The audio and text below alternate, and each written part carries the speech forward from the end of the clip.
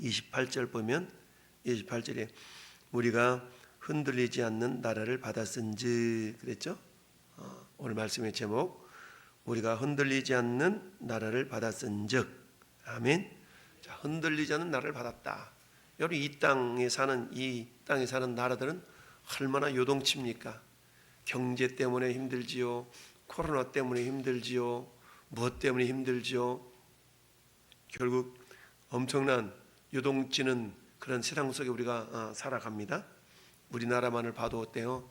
북핵 때문에 위태롭지. 세계의 대통령이 바뀌면 그 때문에 또 위태롭지. 주변 나라들 때문에 위태롭지. 참 그런 나라를 우리가 살고 있어요. 그러나 영적으로 말하면 신분적으로 말하면 영원히 변하지 않는 저 하늘나라 천국을 우리에게 이미 상속으로 주셨습니다. 할렐루야. 자, 그렇기 때문에 우리는 어떻게 살아야 될 것인가에 대한 부분을 말씀하고 있습니다. 여러분 1절부터 우리 13절까지를 어찌 보면 영적인 부분을 다루는 이론이다 라고 한다 그러면 14절부터는 실천편과 같다라고 볼 수가 있어요. 저는 이제 서신서에 나타나는 구조가 그렇거든요. 실질적으로 이론과 어떤 삶 이런 부분을 계속 구분되어서 나타나는 것을 보게 되는데 오늘 12장 1절부터 13절도 이론에 해당된다면 14절부터는 실천에 해당된다라고 볼 수 있어요. 자, 그러면서 특별하게 주장하는 게 뭐냐? 14절에 모든 사람과 더불어 화평함과 거룩함을 따르라. 이것이 없이는 아무도 주를 보지 못하리라 라고 그랬어요. 두 가지 요소를 따르라 라고 그랬는데 옛날 성경에는 쫓으라 라고 되어 있어요. 여러분 따르는 것과 쫓는 것과 어떤 것이 개념이 좀 강해요? 쫓는 게 좀 개념이 강하죠. 그래서 이전 우리 개혁 성경에 따르라라는 말보다 개혁 성경에 쫓으라 라는 말이 좀 더 우리에게 강하게 다가올 수가 있는데요. 그래서 개인적으로는 쫓으라 라는 말이 이게 더 어울리지 않나 생각을 합니다. 이 따르라는 단어는 디오코라는 단어인데요. 이 디오코라는 단어는 어디서부터 왔냐면 이게 핍박하다라는 그런 의미가 있어요. 핍박하다. 근데 이 핍박하다는 단어가 은유적으로 강렬하게 쫓아가다, 강하게 아주 절실하게 추구하다, 쫓아가다 이러는 어떤 그런 의미가 담겨져 있거든요. 그냥 설렁설렁 따라가는 게 아니라 더 강렬하고 이렇게 쫓아가는, 그러니까 이게 추구한다라고 표현되어 있는데요. 자, 그래서 설렁설렁 이렇게 찾는 게 아니라 아주 절실하고도 강하게 이렇게 쫓아가는 이런 의미가 있는데 두 가지를 얘기하고 있죠. 화평함과 거룩함을, 그러니까 모든 사람과 더불어 화평함과 거룩함을 따르라 라고 말씀하고 있습니다. 여러분 이것은 우리가 앞에 있는 어제 말씀 믿음의 경주에 대한 이야기를 했죠. 그래서 1절 말씀에 모든 무거운 것과 얽매기 쉬운 죄를 벗어버리고 인내로서 우리 앞에 당한 경주를 하며 라 그랬죠. 이 경주는 믿음의 경주라고 그랬죠. 믿음의 경주. 세상에서 경주를 할 때도 어때요? 정말 최대한 가벼운 복장으로 경주를 하는 법이다 라고 그랬어요. 우리의 믿음의 경주도 마찬가지. 우리는 신앙의 경주를 하는 사람들인데 신앙의 경주를 하는 사람들도 역시 마찬가지 뭔가 걸치적거리는 것들을 막 이렇게 입고 없고 달릴 수가 없죠.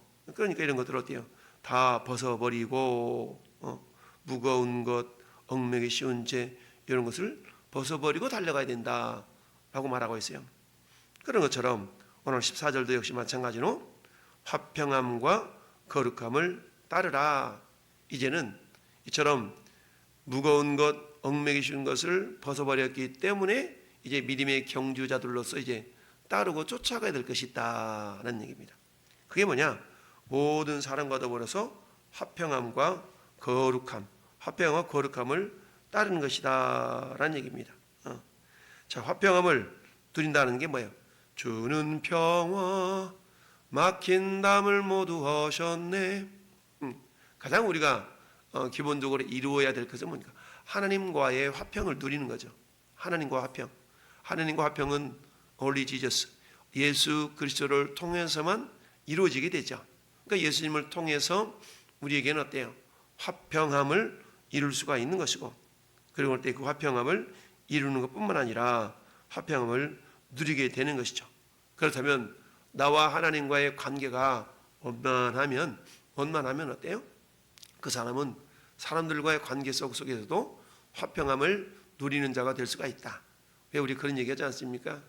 집안에서 실컷 부부싸움 와가지고 마음이 심령이 상한 상태로 직장에 출근한 직장 상사, 스트레스를 누구한테 풀어요? 그 직장 동료들한테 스트레스를 풀죠. 왜 집안에서 화목하지 않은데 어떻게 직장에서 화목할 수 있겠어요?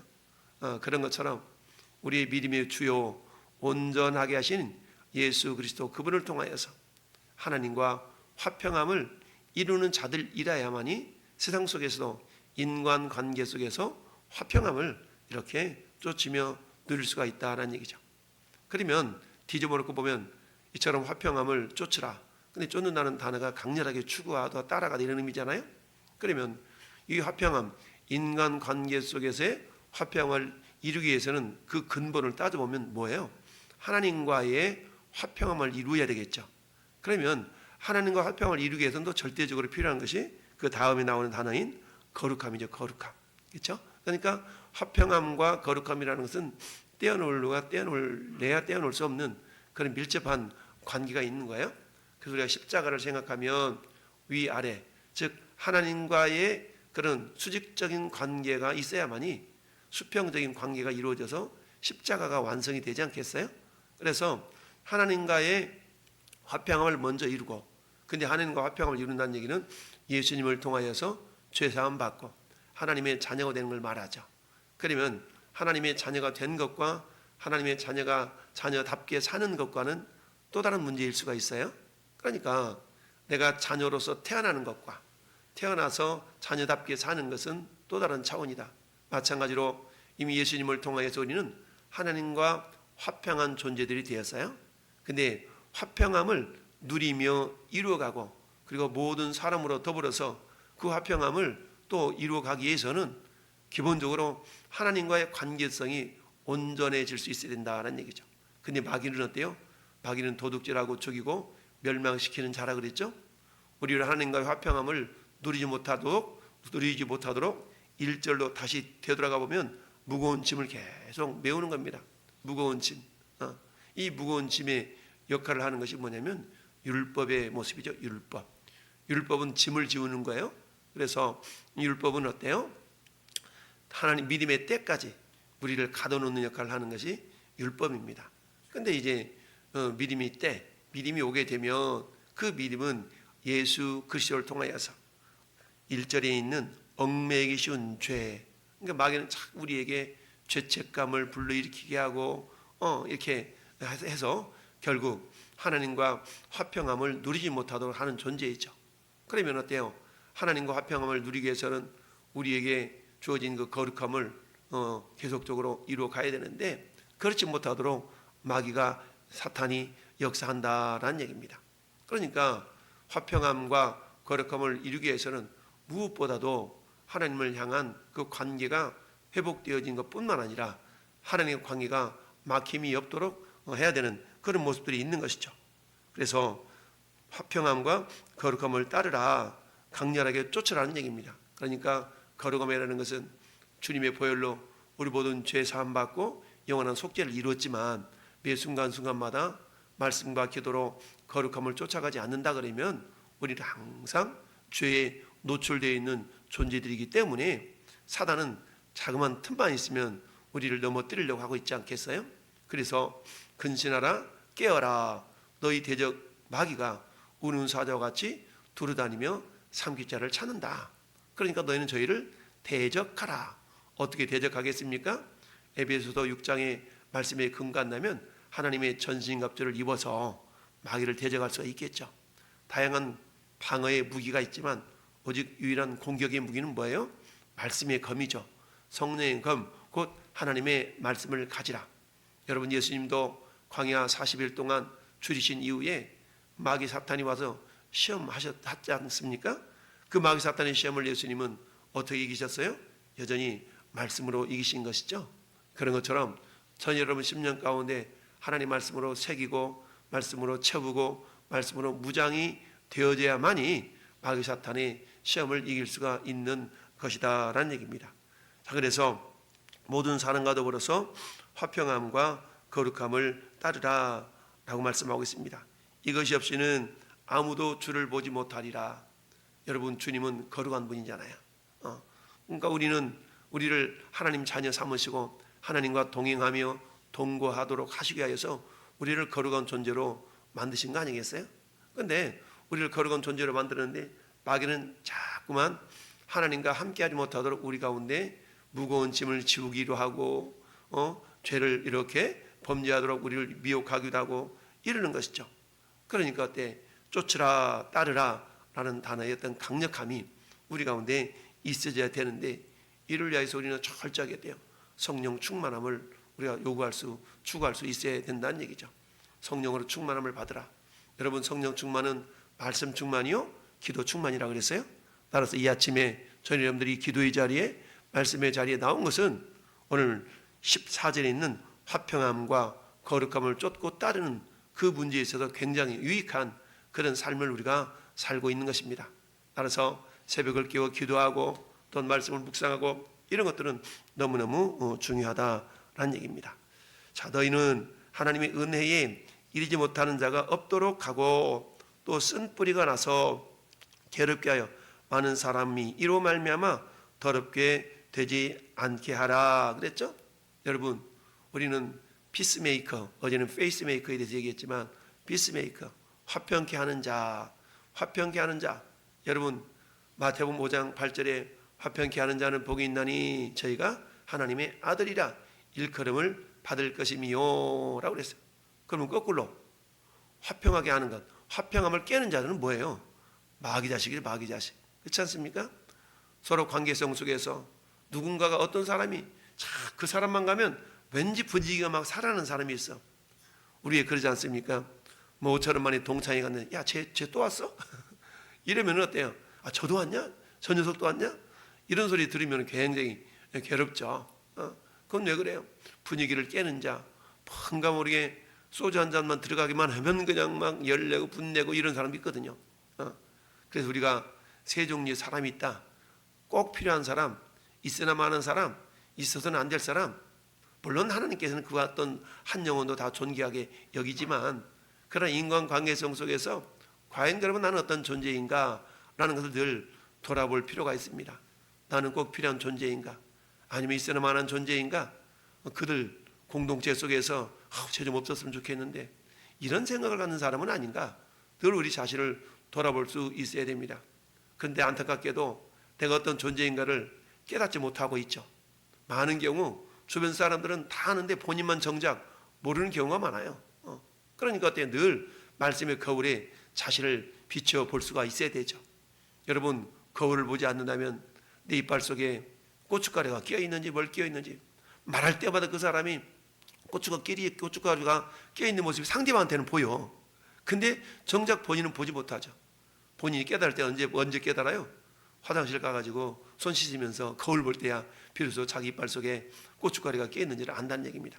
마찬가지로 우리들도 말씀의 거울에 우리 자신을 늘 비추어 봐야만이 내가 상대방을, 다른 사람들을 넘어지게 하는 자인가, 실족케 하는 자인가, 괴롭게 하는 자인가를 알 수가 있는 거 아니겠습니까?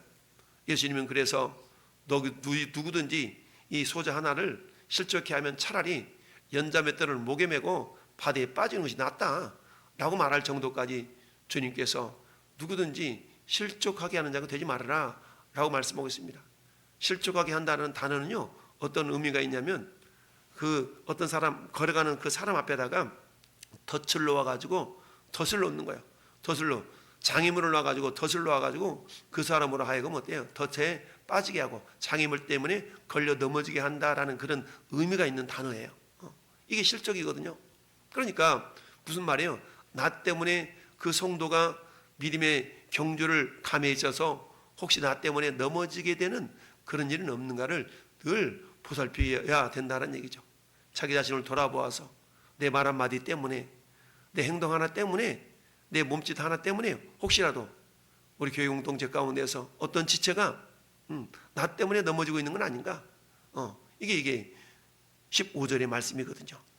너희는 하나님은 이르지 못하는 자가 없도록 하고 또 쓴뿌리가 나서 괴롭게 하여 많은 사람이 이로 말미암아 더럽게 되지 않게 하며 그랬죠. 쓴뿌리. 여러분, 쓴뿌리라는 것은 우리 내면 속에 있는 어떤 마음의 상처일 수가 있거든요. 상처요. 이 상처가 철저하게 예수 그리스도의 보혈로, 예수님의 사랑으로 치료되지 않으면 이 쓴뿌리는 다른 사람들을 공격하는 도구로 사용이 됩니다. 그러니까 우리는 언제든지 내 마음속에 있는 어떤 연약한 쓴뿌리라 할지라도, 쓴뿌리 잔뿌리를 할지라도 예수님의 보혈로, 주님의 사랑으로 깨끗하게 정결하게 씻음받고 치료하고 회복되어져야 될 줄로 믿습니다. 그럴 때에 우리 주님이 정말 주님과 화평한 자요, 주님과 더불어 거룩함을 함께 나누며 누리는 자가 될 수가 있습니다. 우리가 잘 아는 것처럼 16절에 음행하는 자와 혹 한 그릇 음식을 위하여 장자의 명분을 판 에서와 같이 망령된 자가 없도록 살피라 라고 그랬어요. 망령된 자. 여러분, 음행하는 자 혹 한 그릇 음식을 위하여 장자의 명분을 판 에서, 장자의 명분을 팔아버린 에서뿐만 아니라 루벤도 역시 마찬가지죠. 아버지 침상을 더럽혔다는 이유 때문에 장자의 명분이 요셉에게로 돌아갔다라고 역대상 5장 1절 2절은 말씀하고 있지요. 이런 것처럼 음행하는 자 또는 장자의 명분을 팔아버린 자. 여러분, 구약시대의 장자는 어떤 권세가 있었어요? 장자의 명분은요, 그야말로 아버지의 축복을 이어받을 수 있는, 그 당시에 가장은 하나님의 축복의 통로였거든요. 그러니까 아버지 장자는 아버지 축복의 통로였던 아버지를 통하여서 그 복을 이어받을 수 있는 권리가 이 장자에게는 있어요. 그 장자는요, 두 몫을 받아요. 소유의 두 몫을 받게 돼 있어. 유산을 상속받을 때 두 몫을 받도록 되어 있고, 가정의 모든 것들을 결정할 수 있는 권리가, 권세가 장자에게 있었거든요. 그런데 어때요? 이 먹는 문제 때문에 한 그릇 팥죽에 장자의 명분을 팔아버린 에서, 그리고 아버지의 그 아내를 탐했던 누구? 이 르우벤. 그러니까 이것 때문에 결국 장자의 명분이 사라져 버렸다라는 얘기죠. 이런 것이 없도록 살피라라는 얘기입니다. 왜냐? 우리는 어디 있는 자이기 때문에 그러느냐? 우리는 흔들리지 않는 그런 나라를 받은 자이다. 따라서 우리는, 자, 22절 한번 볼까? 22절. 그러나 너희가 이른 곳은 시온산과 살에 계신 하나님의 도성인 하늘의 예루살렘과 그랬죠? 우리는 여러분 신의 산에 머무는 자가 아니라 시온산에 머무는 자들이다라는 걸 기억해야 돼요. 신의 산은 율법을 받은 곳이죠. 그런데 그곳에는 누구만 올라갔어요? 모세만 올라갔어요. 그 누구도 신의 산에 가까이 갈 수가 없었어요. 율법을 받은 것이죠. 옛 언약을 체결한 장소가 신의 산입니다. 그러나 이제는 우리는 어때요? 시온산은 새 언약을 체결한 장소죠. 그 새 언약은 예수 그리스도의 보혈로 말미암아 누구든지 그를 믿는 자마다 새 언약 안에서 시온산에 머무를 수 있는 것 아니겠습니까? 이 시온산은 저 하늘의 새 예루살렘 성을 예표한 겁니다. 그러니까 우리는 이미 새